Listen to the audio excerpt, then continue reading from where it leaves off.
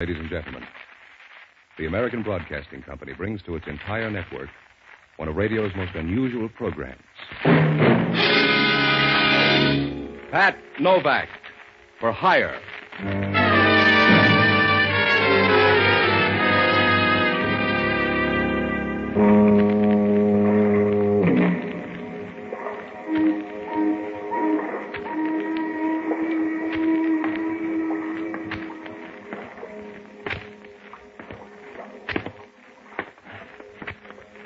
Sure. I'm Pat Novak, for hire.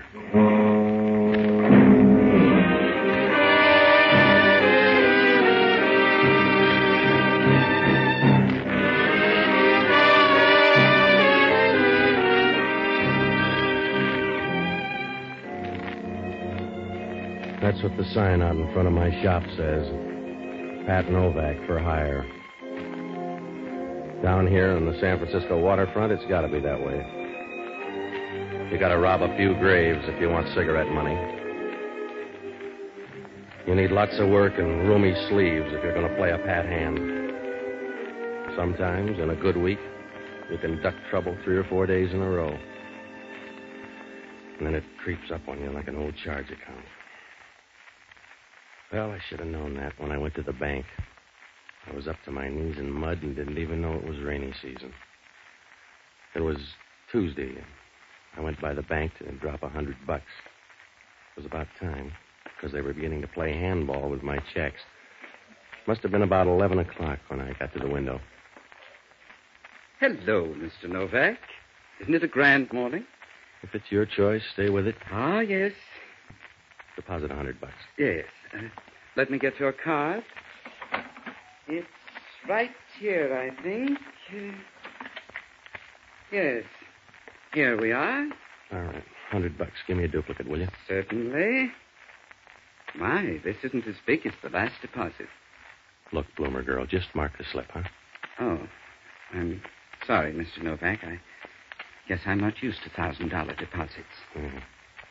What $1,000? Your Friday deposit. I wasn't in here Friday. Oh, you must have been. The card says you put in $1,000 on Friday. Give me that card.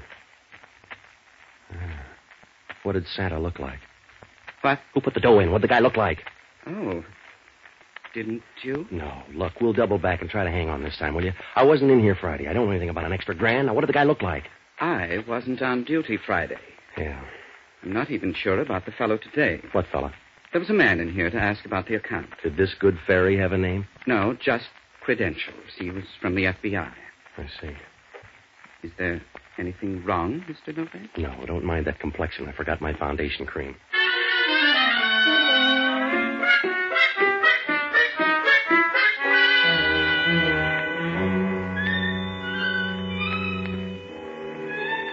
Oh, I should have known right then. A mysterious grand tossed into the till, and I didn't wake up to trouble. But I'm a smart boy who'd be the village idiot in a town the size of New York. Well, I left the bank and went up to my apartment. That $1,000 was already drawing interest. When I came in, she was sitting on the couch drinking my whiskey. She could have all she wanted. A 1949 Panther model.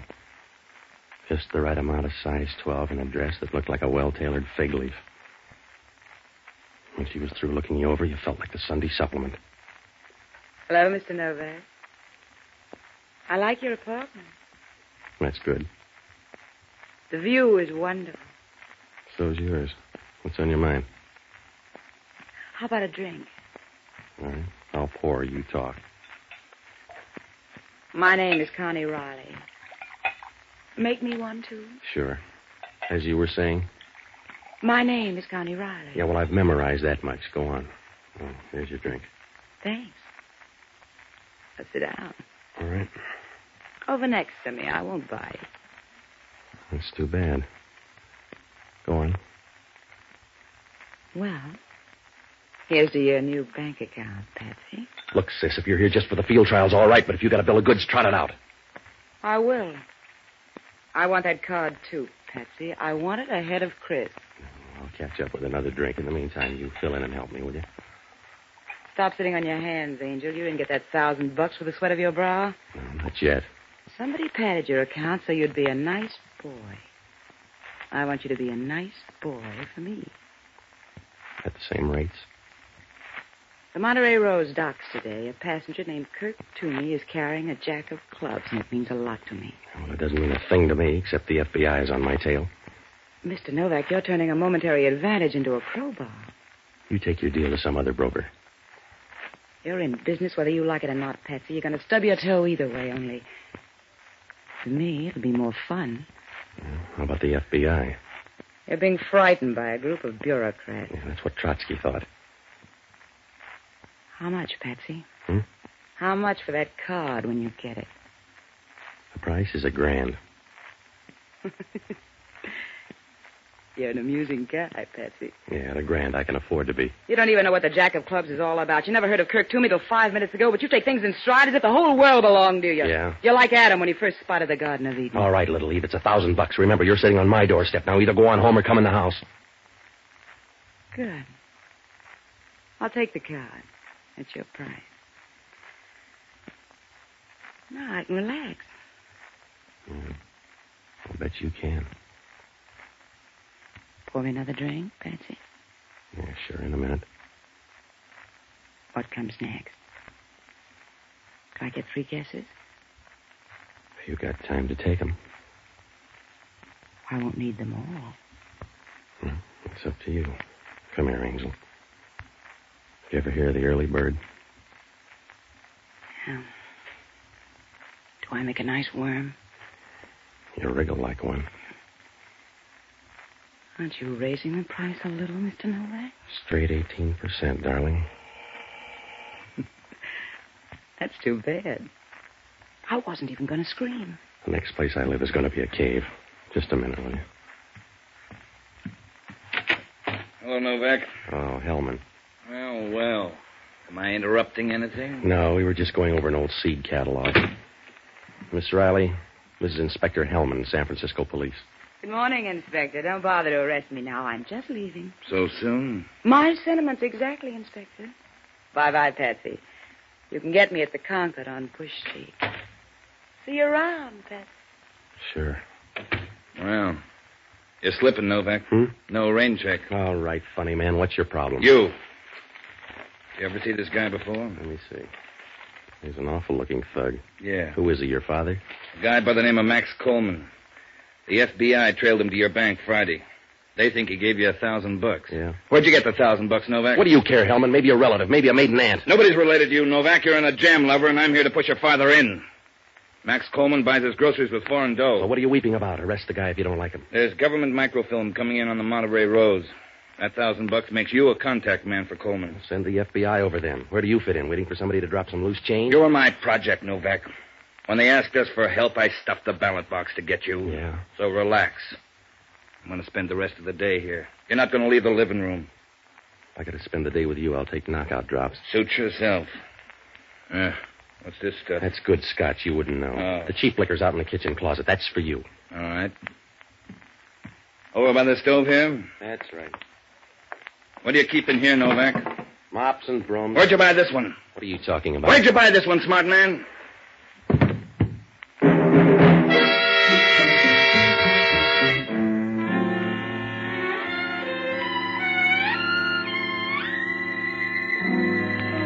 Hellman was right. I could tell right away it wasn't a mop.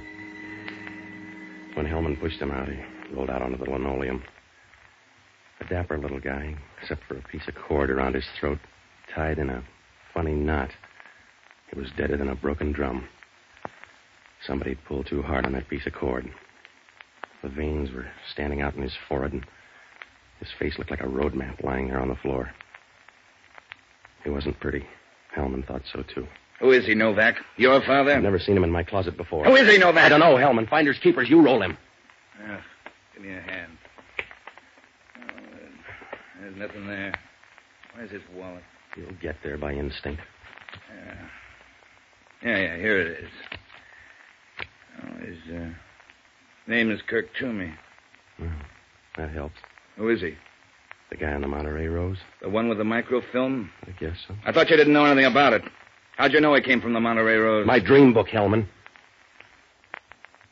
What What happens now? Nothing. Except I'm on the case now, and you got trouble in a major key. You don't think I killed this guy? I don't know, did you? You better hop out and tail that girl. She was making herself at home when I got here. Yeah? How do I know you're not in it together? You don't, copper. Maybe she's Loeb and I'm Leopold. When you're through with her, you might hit the Monterey and start looking for a jack of clubs. Some more dream book, Novak? Everybody's looking for a jack of clubs, Hellman. It must be the end of the rainbow. That's where you're going to find that microfilm. In the meantime, you stay handy, Novak. I want to split you with the FBI. You don't think I'm going to take the rap for Junior here, do you? It says that in my book. Just relax until I'm ready to pick you up. I only have to find a couple of things. Well, that'll be a long time, Hellman. You can't find your hip pocket with radar. Yeah. I'll be around soon, Novak. Don't bother to pack your bags. You'll be traveling light.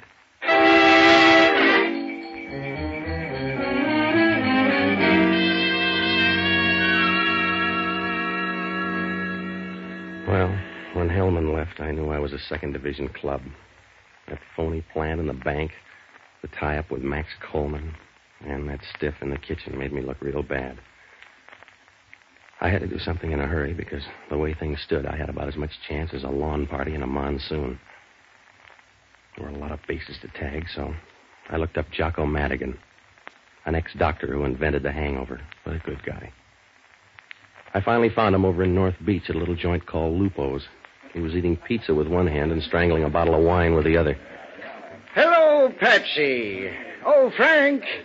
A bottle of wine for Mr. Novak. No, I'm short on time, Jocko. That's where you're wrong, Patsy. People always say it, but it's a lie. Will you calm down a minute? You say you're short on time, but you have all the time there is. It's the one thing that keeps you from being a beggar. Yeah. There are only 24 hours in a day, and that gives you as much time as Napoleon or Alexander had. Will you shut up a minute and put on that wine? I'm celebrating, Patsy. I'm celebrating Mission Day. Mission Day's over. I'm a native son. We celebrate longer. Now, look, I'm behind the 8 ball again.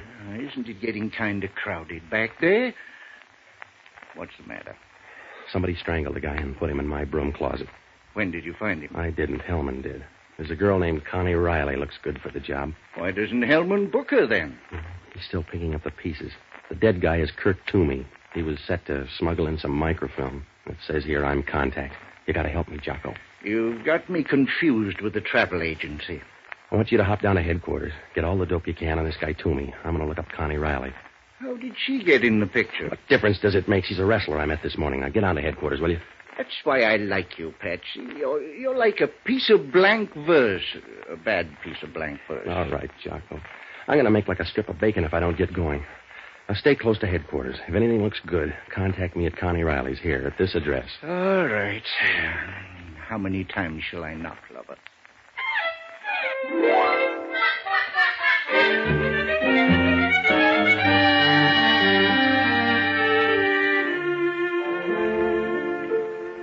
I left Jocko and dropped by the apartment. I was smart and full of courage, like a field mouse at bay. The police had already been there. There was fingerprint powder all over, and the 2 bottles of whiskey were gone. They'd moved Laughing Boy out of the kitchen, so I sat down trying to add things up. I had a short list of friends to see. Connie, Max Coleman, and whoever this guy Chris was. I had to show up with one of them or prove that Kurt Toomey hung himself in my closet. I was getting ready to borrow a piece of cord myself when the phone rang. Yeah. Hello, Novak. This is Hellman. I'm thrilled. What's on your mind? I just called on your girlfriend. What'd she say? Nothing. She wasn't there. Hasn't been there since 10 o'clock this morning. That's funny. Yeah? You know where she is? How would I know? I just thought she might be in your closet. I picked up Toomey's stuff on the Monterey Rose. Yeah, what'd you find? Well, the usual stuff. A few clothes, some shaving equipment, razor blades, toothpaste, and a pack of playing cards. Pack of cards. Well, you know where to go from there, Hellman. I thought I did. Grab that jack of clubs. Will a 10 of hearts do? Huh? That's right, Novak. A nice fat deck. But the jack of clubs is missing. Oh, you're always too little, too late, Hellman. I just thought I'd let you know, friend, in case you start a bridge game with 53 cards in the deck. Good night.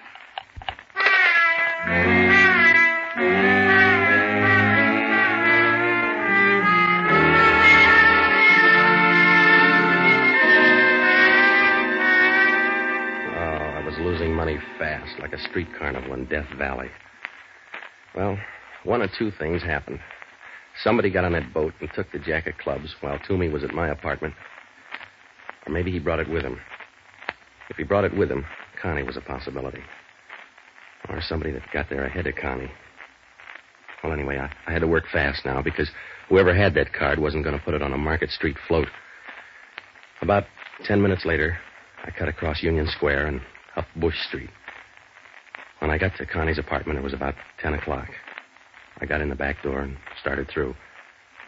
She wasn't there, so I went to work looking for that jack of clubs. It was real easy. I tried the desk and then her bureau drawer.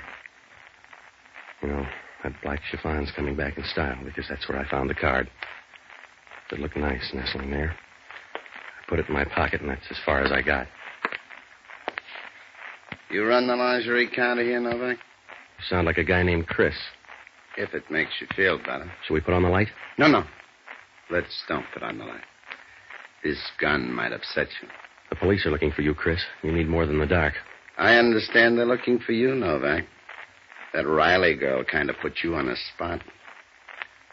Tell you what I'll do, though. Yeah, you'll give me $1,000 for the jack of clubs. I started to say 500. Around here, there's a whisper. An even grand, mister. You're trying to collect too many places. Want the 500? No, I don't. All right. But I think you're a bum businessman.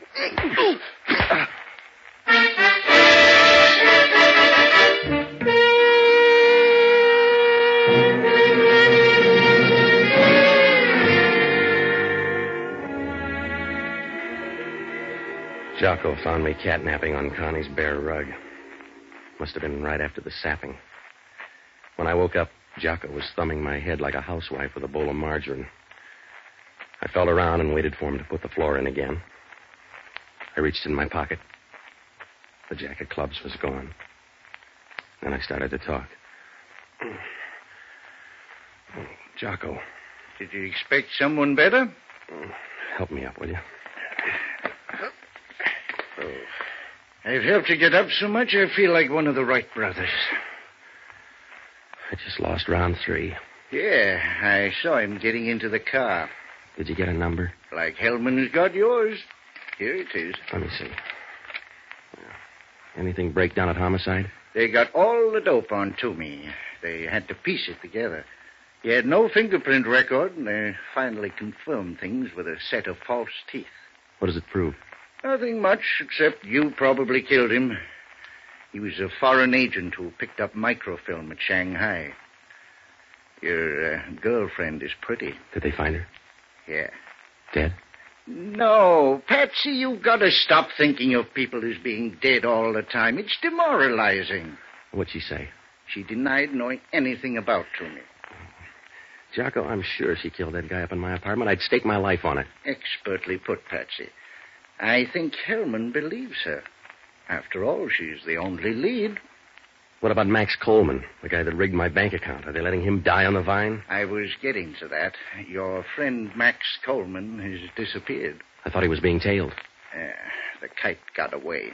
Here, use my aspirin.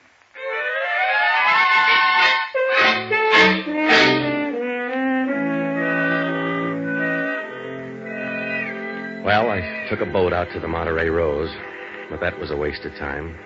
Hellman had it covered like a tarpaulin. I still had the license number to Chris's car, but that didn't do any good. Even if I found him, all I could do was point my finger. There were still a lot of things that didn't fall into place. One of them was, how come that jack of clubs was so easy to find in Connie's apartment? She hadn't hid it very well. But after all, maybe that was a habit with her. Well, things didn't look any better the next morning. I went into a restaurant next to the press club for some breakfast. The Chronicle was lying on the counter. We were in second place because there was a torso murder all over page 1. That second cup of coffee saved me because right after that, I spotted it on one of the back pages, a picture and a small story about some unidentified guy who'd been killed over in Oakland. I couldn't match the picture too well with Hellman's snapshot of Max Coleman, but it looked like my best break so far. I got over to Oakland, and I went straight to the morgue. The guy in the morgue was chatty. Which fellow you want to see? The unidentified guy, he must have come in last night. Sure. Down this way. Okay. How do you like our morgue? One of my favorites. It's bigger in San Francisco. Yeah, I figured that. Sure. Most people don't know that, but it's true. Bigger in San Francisco. Here we are. Right here. Help me slide it out. Sure. Roller bearings. Makes it a lot easier. Yeah. Here, let me get that sheet. All right. Well. Recognize him? Yeah. What time did he die? Coroner's report here on the toe tag. About 11 o'clock last night. 2 gunshots. 38 caliber pistol. That's good. Don't look good to me. Was he a friend of yours? Relative or something? Yeah, a relative. He's my maiden aunt.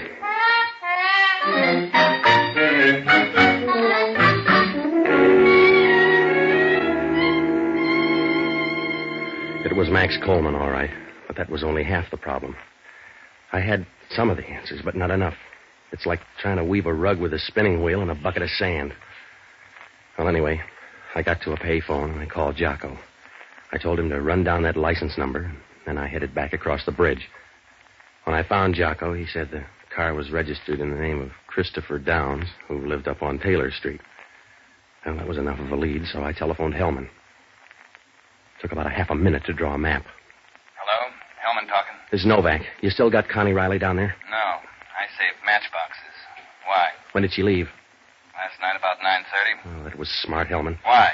You better put a guard on her front door and get up to 720 Taylor Street, the apartment of Christopher Downs. Who's he? A late entry. Now climb out of that coma and get going. I'll meet you up there in 10 minutes. 720 Taylor Street? Yeah, it's up on the hill. That's good, Novak. I can roll you all the way down.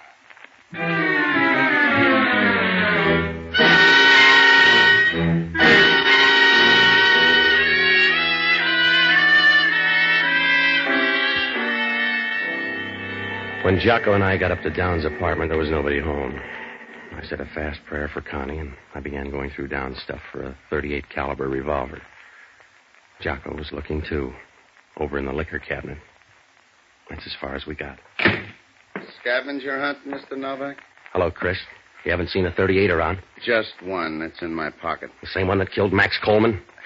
You're going to run out of breath, Novak. Slow down. I'm in second already, mister. I can't stop. Then you won't mind a short ride. Out the door and down the back stairs. Should we bring the lap robe? There's nothing to worry about. It's a short trip. You won't even have to wire the folks.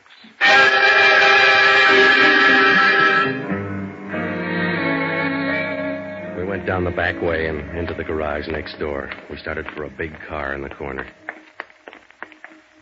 All right. Get in. Out the airport road, Joe. Sure. Now relax, Novak. From here, you look like a duck in the pond. All right, Joe.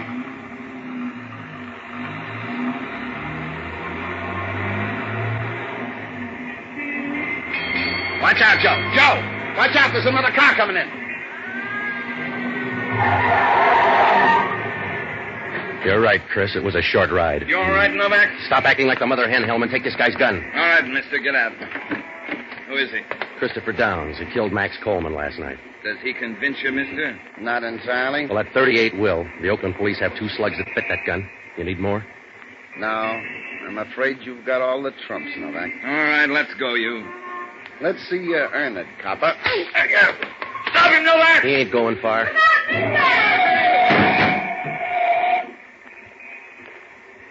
Well, Hellman, now you can arrest him for jaywalking. Yeah. It's too bad. He could have told you a lot about that stuff in my closet. Well, go pick him up, Hellman, and don't forget that jack of clubs in his pocket.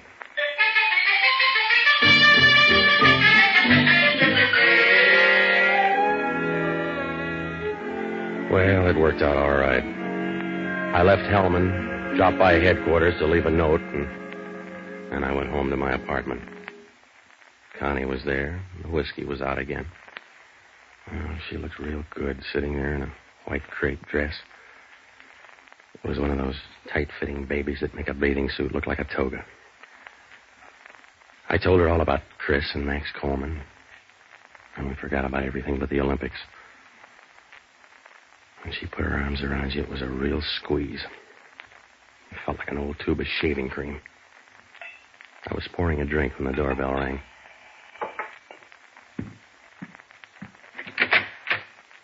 Hello, Hellman. You ready, Novak? Sure. Well, don't stand there gaping. Arrest her for murder. Wait a minute. Slow down, Patsy. Sorry, chum. It's you or me. Now, be a nice boy. I am. That's why you go to Hellman. Come on, lady. You dig up an answer for that guy that you left in my closet? I didn't leave any guy in your closet. You'll have to say it louder, baby. They found the store. You bought the cord. That cord came out of your kitchen. You're a big mouth, Connie. Yeah. You can put that in boldface. How did you know? You're the only one that could have taken that jack of clubs here in the apartment. That and one other thing. Yeah? That knot in the cord was a funny knot. You got an elastic garter there. It's too big, so you tied a knot in it. The same funny knot that choked Kirk Toomey. You're a funny guy, Novak. Yeah? You're nice. But you're hard to handle. I should have killed you and married you. Ready, Hellman?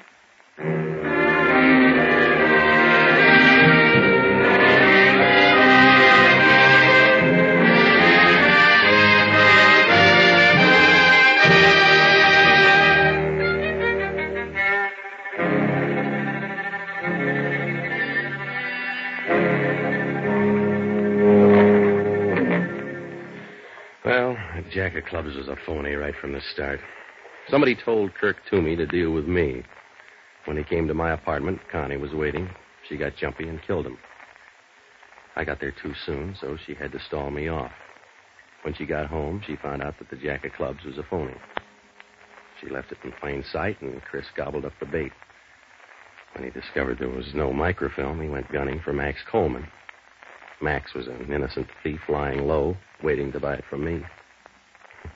So, all three of them were after a phony card. I began to suspect it was phony because everybody hung around. If it was the McCoy, Connie would have cleared out. Same for Chris. The microfilm? Well, it was in Hellman's desk, but he didn't know it. Jocko finally tumbled. The report said that Kirk Toomey had false teeth. And when Hellman picked up his stuff on the ship, it was a tube of toothpaste. You don't clean false teeth with toothpaste. Word must have gotten around that the microfilm was inside that jack of clubs, so Kirk crossed them up and put it in the tube of toothpaste. Well, that's all except they canceled my $1,000 deposit. Hellman said it was lucky I noticed her garter. Lucky? Well, she had to straighten her seams, didn't she?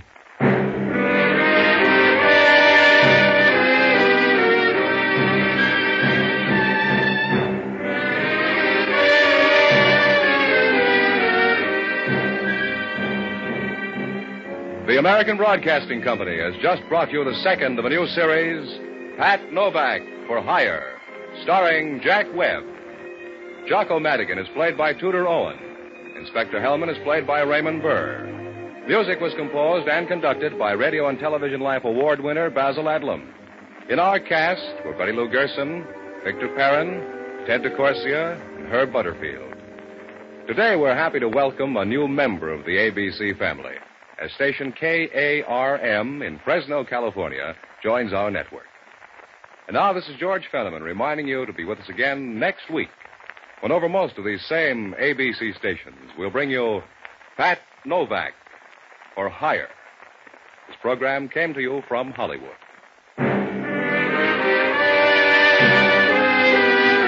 This is ABC, the American Broadcasting Company.